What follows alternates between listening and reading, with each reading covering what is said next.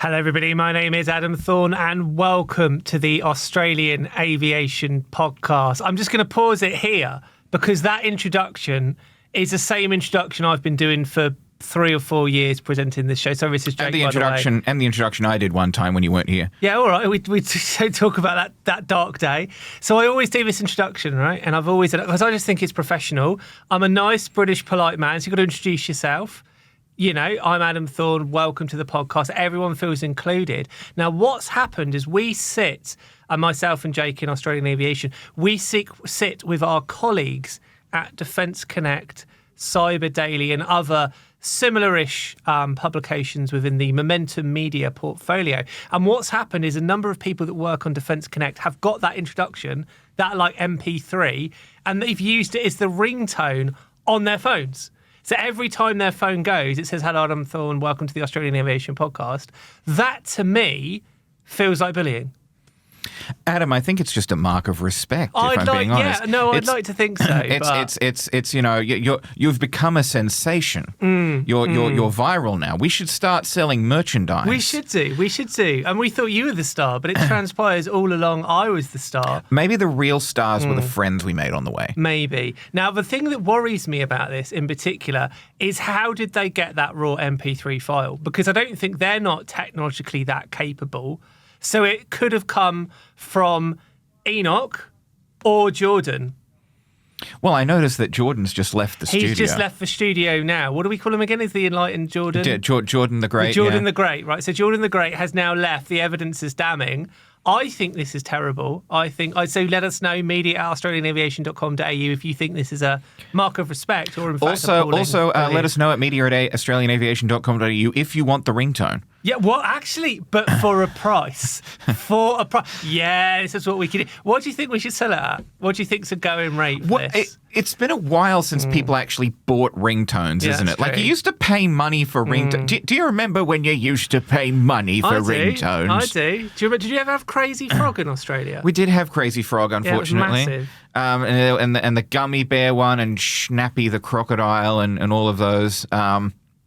No, I remember the ads where you had to, or where they showed you the ringtones on the TV, and you had to call and order them up for your phone. It was a very long time ago, but I think I was going for a generic old man impression, but it's turned into a former Prime Minister John Howard impression. Dear God. So Dear my God, fellow Australians, I'm not really sure what I'm doing here. No, it comes to something when my generation, the elder people, the elder statesmen, they would talk what happens, like, you know, during the war. Whereas our generation, we're going to be talking about ringtones. That is how much society is falling apart. I mean, honestly, I'd rather be talking about ringtones than what I did during the war. That's a good point. If I had a choice. Good point. Right, let's try to move on to a semblance of professionalism. So as ever... Why start now? Well, good point. Right, so we are going to talk now about the event of the summer, the Australian Aviation Summit. This is the first time we've ever done this, and the idea is that we're going to get the biggest names in the industry to come along and talk about the biggest topics in the industry. So we're going to be talking about sustainability. IATA has set this target of 2050 for the industry to kind of decarbonise ourselves. Is that possible? How are we going to do it? We're going to talk about workforce issues. We've still got this talent crisis in the industry. We're going to talk about the issues of diversity and how we fix it. We've got an industry which is very skewed, depending on your level, towards men and women, and of course across all other forms of diversity. We're going to talk about the aviation white paper, which, God willing, will be published before we have that particular panel. God or Transport Minister Catherine King. Or Transport Minister Catherine King. Of course, it would be the King that would decide. As well as that, we're going to have a keynote presentations, and I want to talk you through some of the starry names that will be appearing here. We are going to have Paul Chase, the Chief Executive of Leidos. We're going to have Daniel Oh, yeah. We're going to have Daniel Dott, the head of fuel and aviation decarbonisation at Virgin Australia. We're going to have Simon Hickey, the chief executive of Western Sydney Airport. Ooh. He will be talking about, this airport's going to change everything, the biggest revolution in airports in our lifetime. We're going to have Captain Deborah Laurie, aviation royalty, the first female, let me finish, the first female aviation airliner pilot in Australia. Whatever. I've already done my... You've already done it. We're going to have Jessie Suskin, the head of government relations at Google Wing. They're doing hundreds of thousands of drone deliveries each year. So many. And we're going to have Rob Sharp, the interim CEO of Air Services Australia. That's also good. Alongside those starry names, we're going to have Emily McMillan, the National Assistant Secretary of the Transport Workers Union. We're going to have James Woodhams, the Vice President of Airborne Solutions at Leidos Australia. And we're going to have another Jesse Youngville, Head of Flight Operations at Leidos Australia too. Adam, you're getting so excited. I'm so excited. I just want to be there. You're going to blow up. You will be there, Adam. I will be there. You know, Adam. I get a free ticket because I'm hosting the thing. But if I didn't, I'd certainly pay to come along. You should come along.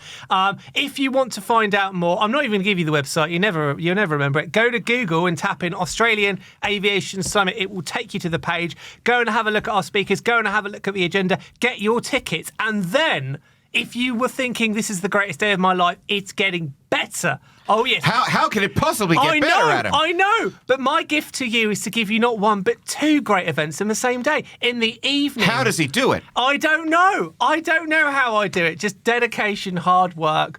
What can I say? Trained operators are standing by. Yes. In the evening, we will have our Australian Aviation Awards, where we will crown the very best people and organisations of the last 12 months.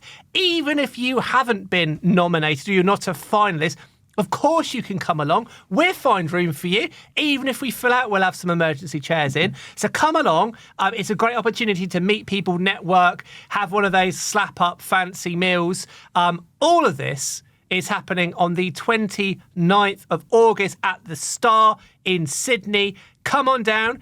You get to meet Jake. You can record on your phone. I will do you a ringtone. Everyone's a winner. And if you haven't been nominated or aren't a finalist this year, what are you doing? Enter next year. It's self-nominated. Enter next year as well. Yes, exactly. Enter next year. Whew. Anyway, rant's over. Come on down even. Right, now I need to have a cup of tea. I need to have a sip of tea. Jake, we've had a very big week of news regarding Rex. We've probably done about 20 Rex stories. So much to go through. Obviously, Rex went into administration last week. We believe they have government help of some form or another to keep their Saab flights, their regional flights going. Their 737 flights have now ended. Jake, start at the beginning. What's the update? What do we know now that we didn't know last week? So yes, the Rex 737 flights are definitely over. The administrators have basically indicated that they're stopping those. And I think, as we touched on last week, Qantas, Jetstar, and Virgin all rebooking customers, Rex customers, on overlapping flights at no charge. Have you got yours, by the way? I have. I'll be flying with Virgin. I'll be flying with Virgin down to Melbourne and back from Melbourne. Oh, I thought I was going to be flying with Rex down to Melbourne and Virgin back from Melbourne, but because I'd been looking at Virgin down to Melbourne as well, but I was like, you know what? Rex looks like it'll be cheaper and I want to give Rex a go. But now I'm flying Virgin down to Melbourne anyway. So well, it's very nice of them to give you a ticket. It is. It is very nice. We have had, as you say, Adam, a whole lot of stories about Rex. A whole bunch of things have been coming out of the woodwork. There's the administrators for Rex are in the moment are in court to try and hold off this board spill by former executive chairman Lim Kim Hai, who, as we recall, before the airline went into voluntary administration, was looking to be trying to mount a coup to overthrow the current board and possibly get his old job back. The administrators are asking the court if that could sort of please be delayed because it wouldn't make sense to do it while in administration. There's been the Australian Financial Review has uncovered what it says of this trove of documents and emails from inside Rex with what appears to be if if these emails and documents are correct, kind of an ongoing feud between sort of Sharp and Lim. So, clearly all was if these are substantiated, all was not well within Rex for quite a while leading up to its collapse. We have had, Michael McCormack weighing in, the former transport minister, who I think was sort of responsible, Adam, for helping Rex out during the pandemic. So just to take you back to 2020, and this was actually about a month or two after I started at Australian Aviation, thrown in the deep end. When sort of COVID started to really take off, when we started to see lockdowns and people stopped from leaving their homes, Rex and a number of other smaller airlines basically did this kind of plea to the government, which was basically like, unless you bail us out or help us, we're going to have to shut down. We are finished. And it was Michael McCormack who, when he was Deputy Prime Minister and also Transport Minister for the Lib coalition, he basically organised a series of kind of, I say bailouts, they were kind of supplemented flights. There were supplemented flights from the federal government. There were also sort of supplemented flights or help from state governments as well. But Michael McCormack was sort of accused of being the minister for Rex because he was the man who kind of put his neck out to help save them. They eventually, as a bit of trivia, later on named an aircraft after Michael McCormack, VHMFM. Bit of trivia. Sorry, Carol and Jake. Yeah, so as you say, Michael McCormack has weighed in. The United Services Union was urging to pay the government to pay staff entitlements to laid off Rex employees. We also had an extraordinary intervention, which I'll get to in a moment, from Rod Sims. But a quick note: the Australian reported as well last week. That Sam Freeman, partner at EY Australia, who's the administrator, saying that EY is looking to sell the airline within about 5 weeks, so 25 working days as of the start of the month. So could be, there has been some interest apparently, people kicking the tires and that sort of thing. We'll see how that turns out. But getting back to Rod Sims, last week on ABC Radio National, Rod Sims basically said the collapse of Rex was due to a public policy failure, especially around the slot management at Sydney Airport. And we're getting back to our well-worn old topic of slots at Sydney Airport. He was saying that Rex had been kind of banging down his door, trying to get these slots, but pointed the finger at Airport Coordination Australia, which is the company that runs the slot management at Sydney Airport, sort of under contract with the federal government. Now that is sort of owned. Its shareholders, it's Qantas and board representation. You got Qantas, you got Virgin, you got the Regional Aviation Association, you got Sydney Airport itself, sort of among its shareholders. And Rod Sims was basically saying, well, Rex and Bonza were having to go cap in hand to a company that's controlled by Qantas and Virgin to beg them for slots. To paraphrase what he was essentially saying, and actually coming back to us. Was the CEO of ACA, who was basically saying, that's a load of nonsense. She was very keen to set the record straight there. She was saying that Qantas and Virgin have no input into the decisions of ACA. She was saying that that their slot process is entirely, fair. She said, quote, slots are not the issue at Sydney. Rod Sims has never communicated with ACA or asked any questions of us regarding the allocation of slots at Sydney or anything else. She said in its 26-year history, ACA has never had any complaints against it. One thing she also said was that Bonza never requested a slot in Sydney and that Rex received many slots in the peak periods and handed some peak slots back because they had too many to use, which might go to, having such a small fleet, perhaps.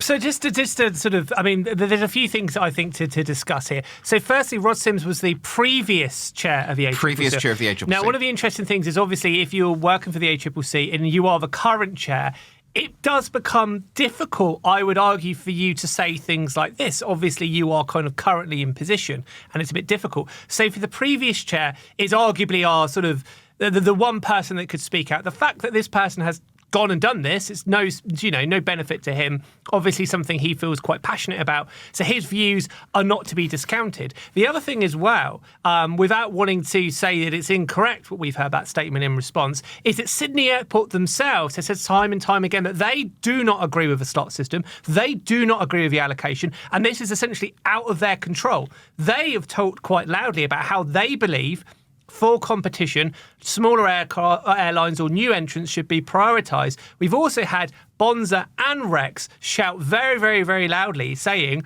that the inability to get slots is one of the problem. Now, obviously, there's two sides of the story here, but they might turn around and say, well, technically Bonza never requested a slot. That doesn't mean that they weren't sort of talking about it or that they weren't keen. Secondly, they might say Rex have given them back. Well, if there was no issue whatsoever, we wouldn't have heard complaints from Bonza and Rex. So different sides of the story there. Yeah. Now, the government is putting the slot management out to tender.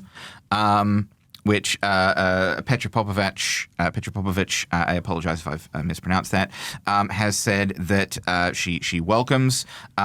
She says, we are, quote, we are exceptional at our job and are recognised globally by positions that we hold within industry advisory groups such as the World Airport Slots Board, where I am chair. This was coming from. I love the fact directly. There's a World Airport Slots Board. Well, Can you imagine? I guess someone has to control World Airport Slots, doesn't it? But she's basically said, we are independent, we are neutral, we are not, puppets to Qantas or Virgin.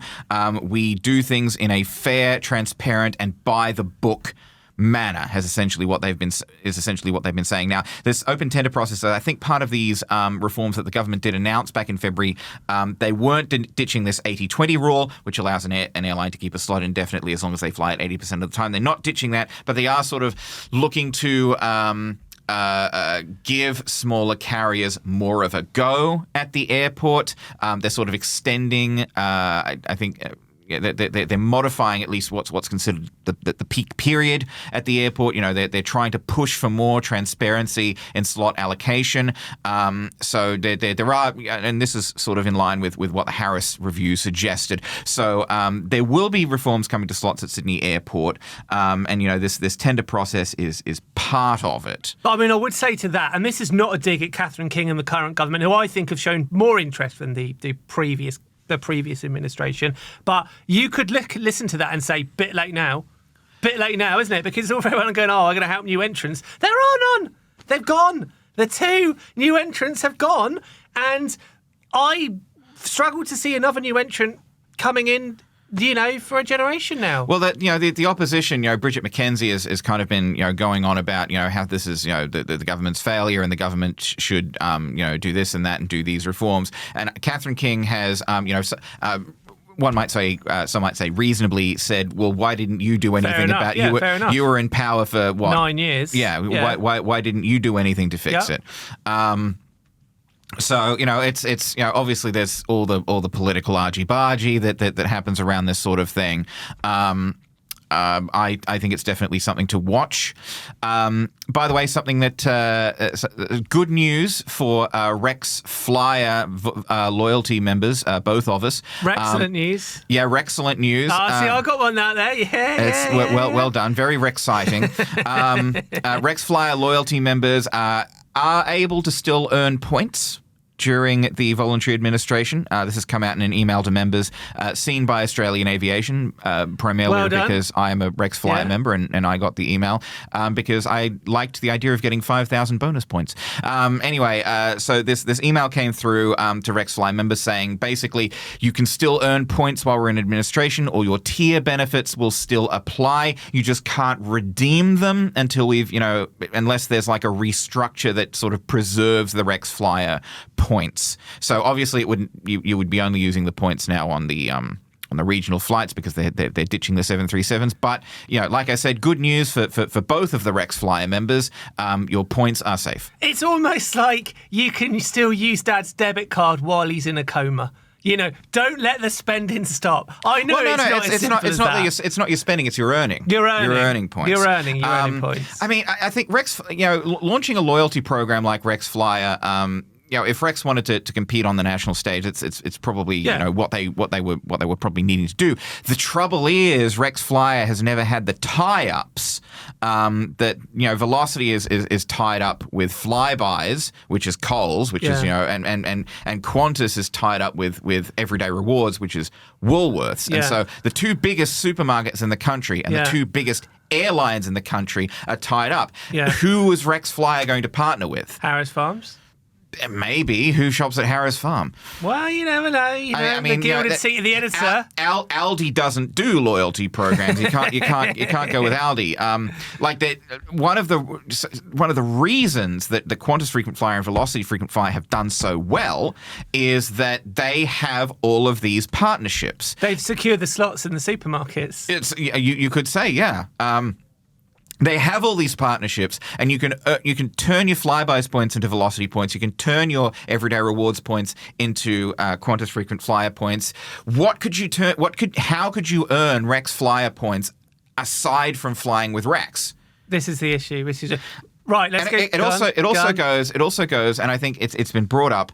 A valid point. I don't remember who brought it up, but marketing was a big issue for Rex's 737s because Rex was kind of relying pretty heavily on word of mouth, relying on people who've flown with them to say, wow, this is a pretty good service, which by all accounts it was, which was one of the reasons I was so, looking forward to flying with them to try out their service. But they didn't like the... They launched a big marketing campaign like a week before they went into administration, and there'd been very, very little visible marketing for Rex of its 737s beforehand. They were relying on people who knew Rex and liked Rex, or people who had tried Rex and told their friends. I mean, word of mouth is fantastic, but you need to spread the word in other ways as well. You can't just rely almost entirely on word of mouth. Okay, welcome back. So we've spoken there about Rex and all the latest developments. Now, the kind of the intriguing thing is it sounds like the administrator is relatively confident there will be a sale. They've given 5 weeks. We know that there are interested parties. Now, the question is going to be, whoever takes this over, it does seem that there is a market for their Saab 340 flights. It's been going for, 20 years now in its current form of Rex. It was profitable. It survived COVID. Clearly, it was the 737 flights and also supply chain issues, which they've struggled with. Also, a lack of pilots as well. So the problem is, whoever comes into Rex is still going to have those hangover problems. The other issue is their aircraft are really old. They are. They are really old. So Alan Joyce.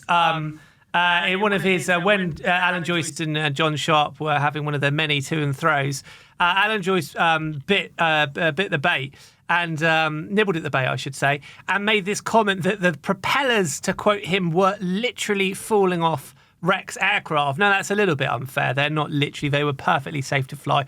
But in order to sort of, I say dumb it down, but in order to give you a kind of snapshot of what's going on, the older your aircraft gets, it can still fly. Obviously, it's like a car. But the older it gets, the more you've got to bring it into service. Well, now, Adam, cars can't fly.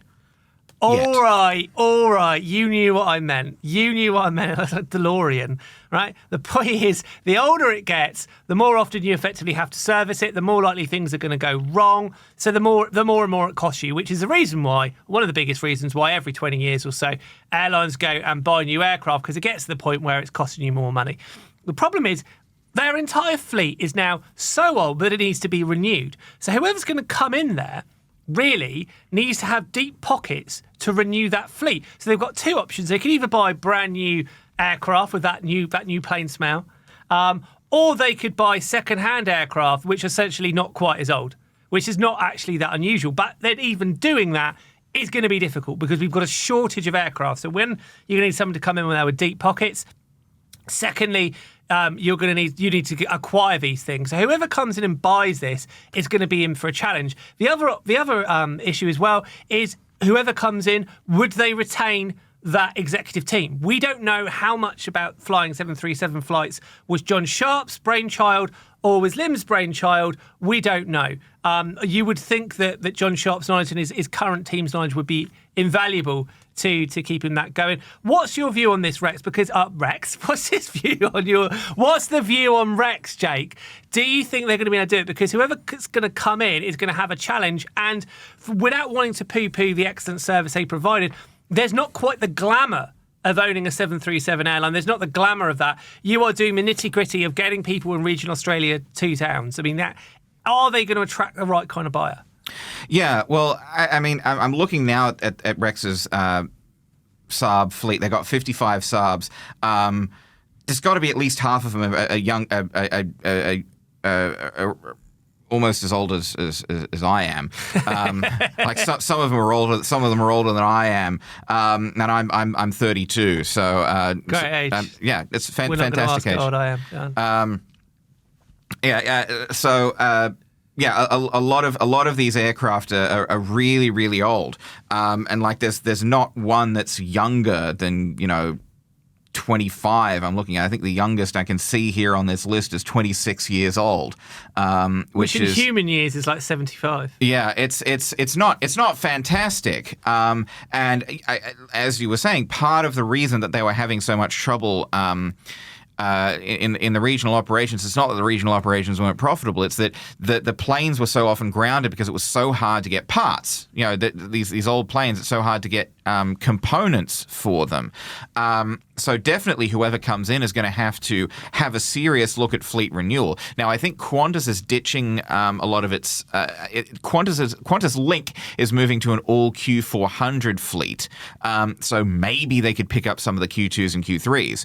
I'm not sure off the top of my head how old those are, but you want to think that whoever comes in is going to start looking at maybe new ATRs or new Dash 8s or something like that to refresh the fleet, because sooner or later the plane reaches the end, is going to reach the end of its life cycle. Another question is, I mean, what's going to happen with NJE? National Jet Express does have a bunch of Dash 8s and a handful of E190s. Could whoever comes in cannibalize any of these planes from the NJE fleet, in which Rex holds a controlling interest in NJE? The other thing to consider is that what's quite unique is these are essential flights. Yeah. These towns need those flights. If you take those flights away, those towns are in a world of trouble, because obviously business people need to fly into the city for business. People that are going on holiday to these areas, they need to fly there. This is essential. You cannot take those flights away. So at the moment, and I don't think we know the exact details, but it does seem that the government is kind of underwriting or helping Rex right now keep those flights going. If nobody comes in for Rex or nobody is able to stand that up, there is a very good argument here, and you bloody love a bit of nationalisation. There is an argument here that the federal or state government or somebody is going to have to come in, because this is essential infrastructure, basically. Yeah, I mean, it's like a bus, isn't it? No, buses don't fly. There you go. But they do. They do if it's an Airbus. Oh, yeah, all right. Oh, yeah. To be fair, that was brilliant. That was brilliant. For those of you not watching this, the smirk on his face, I've never seen him smile that wide before. Yeah, you got me there. Yes. Anyway. You got me there. Go on. So Rex is, I was going to say, there was already signs of Rex cannibalizing the NJE fleet a little bit, because they were using the NJE E190s to do their very short-lived Adelaide to Perth service. So, possibility. But getting back to what you said, it seems like there's a big argument for the government at least taking a stake in Rex to make sure that Rex doesn't fail, because it's, as you say, they need these flights. And there's no, aside from maybe Qantas, there's no real other alternative airline that has the fleet, that has the reach to come in and step in where Rex has failed. There's a collection of smaller airlines. You've got Fly Pelican, you've got Link Airways, you've got Skytrans, you've got Nexus out west. You've got all these little smaller airlines, but they don't have the reach. They don't have the planes that you would need to fill all of these routes that Rex is serving with its 55 Saabs. Yeah, and 55 Saabs is a lot to replace. That's going to cost quite a lot of money.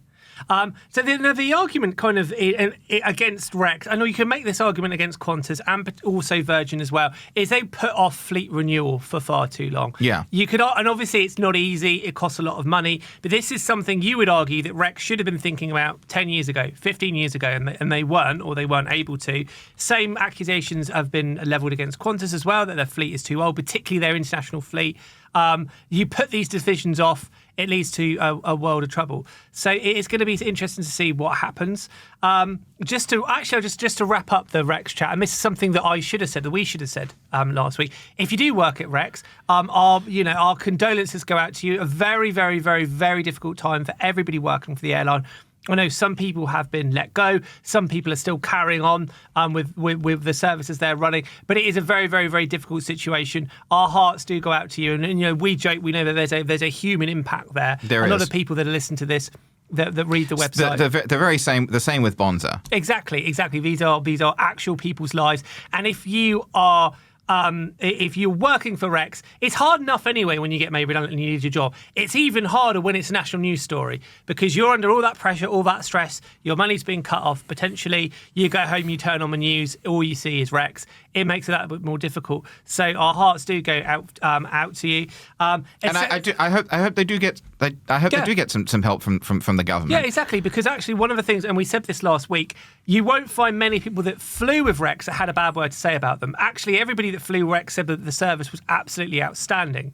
And Rex and Bonza, as we said last week, consistently, almost, with the exception of Bonza in December, but consistent almost all the time at the top of the reliability tables. Exactly. And also, if you are a senior executive at Rex, I know it's very difficult for you to speak at the moment. I know John Sharp, I think, is I might have given one interview or limited interview. John, if you're listening to this, if you're watching this, we know you're a friend of a show. Feel free to come on this show. We'd love to chat to you, get your sort of side of the story. Okay, welcome back. So we're Rex exhausted. Yeah. From all the Rex chat. There's been a couple of other big stories of the week. What are we chatting about next, Jake? So, moving on from Rex News, do want to quickly give condolences to the community at Canberra Airport on the passing of Terry Snow, the owner of Canberra Airport. He announced in May that he was sort of stepping back after 26 years, and he has passed away this week from natural causes. So our condolences to the family of Terry Snow and to everyone who knew him at Canberra Airport. By all accounts, he seemed like a really great guy, a philanthropist, and he did transform Canberra Airport from what was a tin shed in the late 90s to a really arguably the best airport in the country. Yeah, you could say that. Farewell to Terry Snow, and here's to hoping that Canberra Airport continues to build upon the foundations that he laid down. An absolute legend. I'm sure they'll do something to commemorate him further down the line. Okay, what's up next, Jake?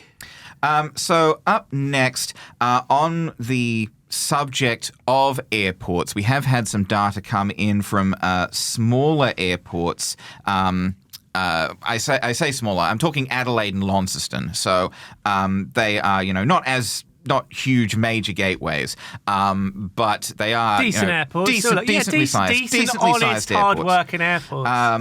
Smaller. Yes. But both of them in the 2023-24 financial year have exceeded their pre-COVID-19 passenger capacities.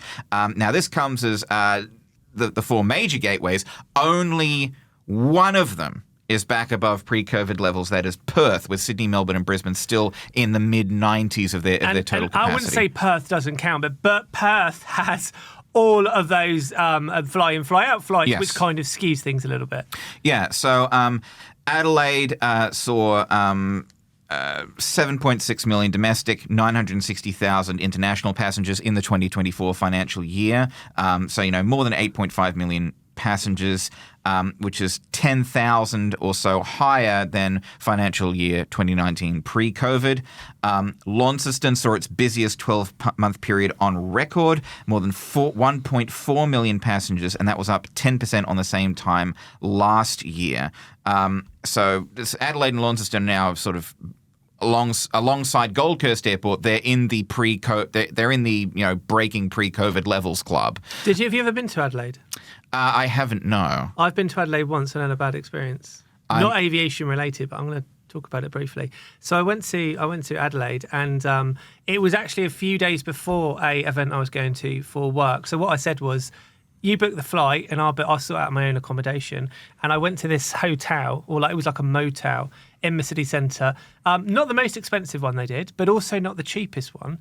Anyway, I went to check in, and it was like a dungeon. It was the most dark, disgusting, vile. I've stayed in much better youth hostels. It was horrible.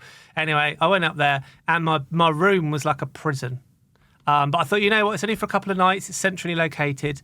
Next night, I got back in there, and I went to charge my phone, and phone wasn't working. Like the charger wasn't working. So I called up reception, and I said, I think somebody might need to flip the switch in the fuse box, turn the power on.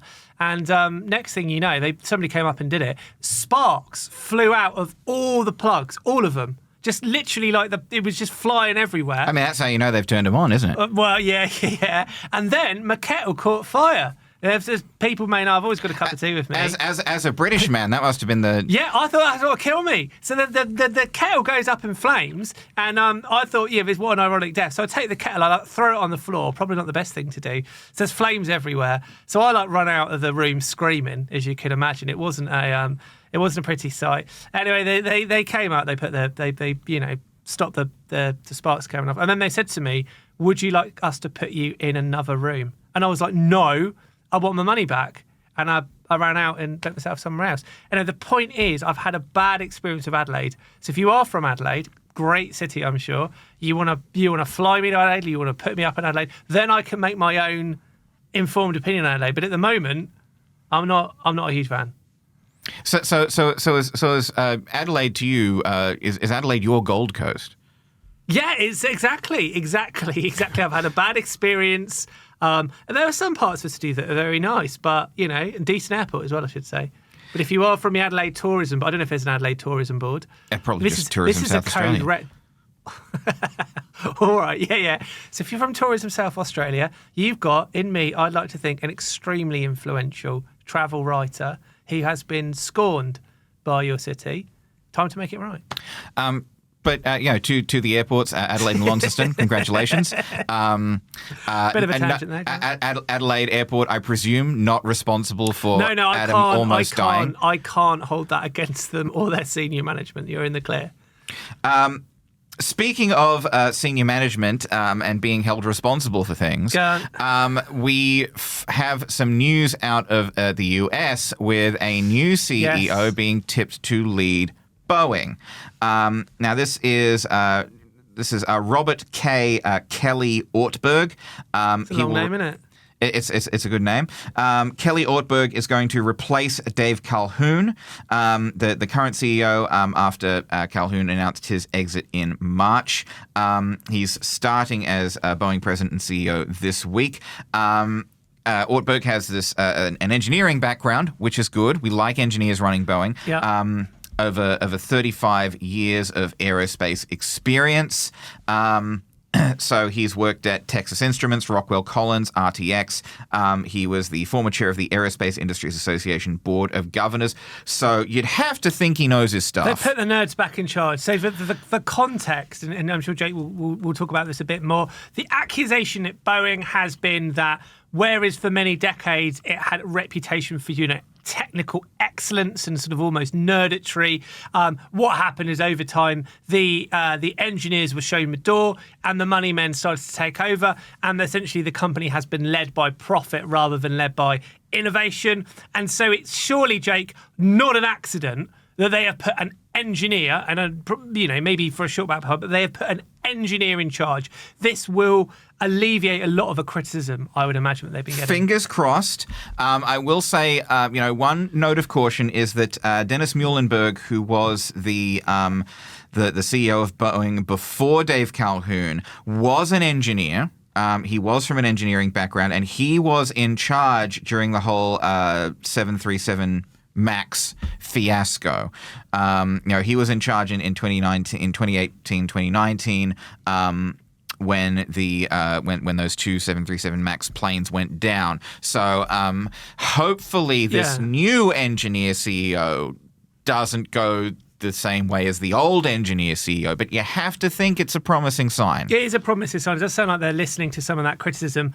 He's got a very, very, very big job on his hands because, when we talk about culture, and the accusation, I should say, at Boeing in the US is that the culture was one that didn't take safety seriously enough. And obviously, this has been reignited by the door plug, effectively the door blowing off a flight mid-air. So the argument is that there's no one particular part of the process that's gone wrong, but there is a lax culture or there's a culture of not caring. Changing a culture is a very difficult thing to do. It's not something that he can do overnight. So he's in this monumentally difficult position of one, having to oversee the culture or change the culture, but also having to do that while they're making money. They're in a particularly tricky situation at the moment because they are being still, I believe, restricted from the amount of 737 MAXs that they can sell. They don't seem to be any close to actually releasing the 777X, which is going to be their next big flagship the answer aircraft. to the A350. Yeah, exactly. So they're now massively behind on that. So he's got and the MAX 10, don't forget, still not actually been certified, right? Yeah. So, and there's orders for that. Virgin have got some of those. Virgin's ordered, I think, 25 of them. Yeah, and they've not even been signed off. Yeah, and Virgin's already been facing delays on its MAX 8s. I'm not sure. I can check if it's received its because there was one that was supposed to be coming, a 737 MAX 8, an eighth one that's been undergoing testing. So I'm just checking. Jake's on Flight Radar right now. I'm just checking now to see if they've got it. This is breaking news. It's on Flight Radar. He's tracking the plane at the moment. Has Virgin got it? No, still undergoing testing. It looks like the last flights recorded were at the end of July, and that was in Seattle. So that's pretty good, though. That's journalism. We're not messing about here. He's going straight to the source. I know my stuff, unless it relates to what you can shorten rugby league to, apparently. So Virgin's got 7 of its order of 14 MAX 8s at the moment. The eighth one is still, yet to arrive, and there's suggestions that, most of these won't arrive until next year, and Virgin needs these planes, which is one of the reasons why it's, reportedly, as we said last week, moved to snap up the leases on these Rex planes. So It's been tricky for Virgin. It's been tricky for airlines all over the world. I mean, it was played a role in the collapse of Bonza because Bonza was short of planes, and its parent company 777 Partners was continually diverting planes away from Bonza. From what we heard, there was planes that were supposed to go to Bonza that went to Flair. So the global shortage of planes is really biting. And Boeing needs to show that it can turn this all around and start, and demonstrate that it's taking safety seriously, demonstrate that it's no longer cutting corners, and that its planes are, good to fly and there won't be any more issues, so that the FAA can lift the cap on MAX production and they can finally start clearing this backlog. So it's an extraordinarily difficult job that he's got. And just as on a tangent as well, the other issue they've got at the moment is they've got 2 astronauts stuck on the International Space Station still without a ride home. Are they still up there? They're still up there, yes. This is extraordinary. So the Starliner spacecraft, it was its first crewed flight. So it's done one flight before. I'd say it was a crewed flight if they're still stuck up there.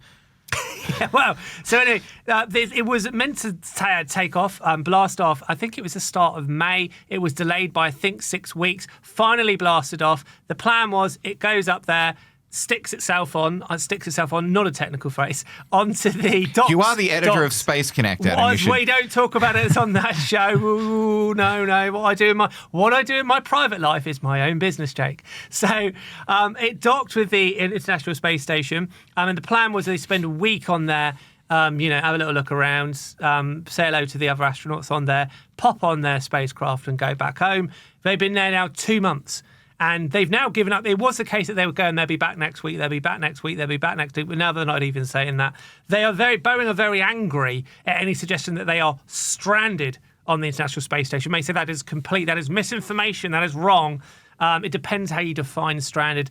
They could get home technically by hitching a ride on a SpaceX spacecraft, which would be humiliating for Boeing. Though apparently, rumour has it they haven't got enough space suits on the International Space Station to get them back, because obviously you need a specific type of spacesuit for the spacecraft you're on. So there is sort of a way to get them back, but at the moment they've not certified Starliner to make that trip. There's all sorts of problems with helium leaks and with the thrusters. Now, obviously, space is hard. It's not always as straightforward as this. But I think The Guardian put it very, very well a few days ago. Boeing have lost control of a narrative now. It very much looks like whatever Boeing do goes wrong. And that's also quite unfair, because Boeing is this kind of, I'd say monstrous, this enormous organisation that has, you know, offices and subsidiaries all around the world. And while they may have problems in Seattle with their commercial airliners, that doesn't necessarily mean they have problems across the rest of the organisation. Boeing do some very, very good stuff with defence, world leading. They're creating the now Ghostbat aircraft. They're doing some wonderful work there. So you can't tar the whole organisation with the same brush. But the point is that he's going to come in dealing with PR crisis after PR crisis after PR crisis. He's going to have to turn around the culture. He's going to have to sort out the kind of an engineering thing. And he's have to be the face that sells this as well. He needs to be a charismatic person that can sell this to their customers, because they're going to have a lot of angry airline CEOs wondering where their planes are. So it's going to be a monumentally difficult job he's inheriting here. Yeah, and it seems like, I guess, in terms of these astronauts, because it is Boeing, they ain't going. I knew that it was. I knew straight away that you were teeing up. You were teeing up a pun or a play on words. Yeah. Well, look. I mean, one way or another, these astronauts are going to get home eventually, because at some point they will have to deorbit the space station. Yes. Yeah. Yes. So eventually, one way or another, they will come back down to Earth. In one piece, depends. Yes. Right, we're on 47 minutes for this show. We've probably got time for one more quick story. Have we got anything else we want to bring up? Any shout outs, any comments? Shout outs or comments? Anything. The RAF has got its first Triton. That's nice. Yeah, that's we nice. like Tritons. Excellent. They've unveiled the first Triton MQ-4C remotely piloted aircraft system at RAF base Tyndall. It's going to go into service complementing the crewed Poseidon fleet, and it's this long, high altitude, long endurance drone. Essentially, it's a sexy looking aircraft. It is. It's going to give persistent surveillance across the maritime approaches. It's a spy aircraft basically. And what makes it unique is its range is extraordinary. It can fly for a very, very, very long time, and obviously it's a drone as well. So this is quite a big deal to add to the RAF fleet. And good news as well from another collapsed airline. Air Vanuatu looks set to start bringing back some domestic flights. These will be scheduled charter flights. So these won't be international. I dare say they'll be sort of island hopping things. But the liquidators are looking to get flights back up and running, because like Rex, Air Vanuatu is kind of an essential service for the people of Vanuatu. They need these flights to get around the islands, reliably. And so if and when these flights come back, which EY is saying that they will be doing sometime this week, then that is good news for the people of Vanuatu, and we hope that they are. Do you reckon we've got many listeners and viewers from Vanuatu? Bear in mind we have people from Antarctica. Yeah, so I mean, if you are listening from Vanuatu, hello. How do we say hello in the local language? It's a very good question. While you look that up, there's going to be further details on the flights, including schedule and booking process, shared shortly. Pre-liquidation tickets are not going to be accepted for the flights. The administrators said date for commencement of full domestic operations will be set once the necessary requirements have been satisfied. They're critical infrastructure for the 300,000 people across more than 60 islands in Vanuatu. Timing of resumption of international operations yet to be determined. Well, I've had a look, and Wikipedia, which is where we do most of our research for our stories, comes from. It says that there are three official languages, one of which, the main one, is English. So just hello from us. Hello. Hello. Right, on that note of rubbish. On that hello, Goodbye. Goodbye. Yes. To remember, go on, book some tickets to the Australian Aviation Summit and the Australian Aviation Awards. All the latest, australianaviation.com.au, etc., etc. It's goodbye from me. It's goodbye from Jake. Yeah, goodbye from both of us. Goodbye from both of us. See you next week. See ya.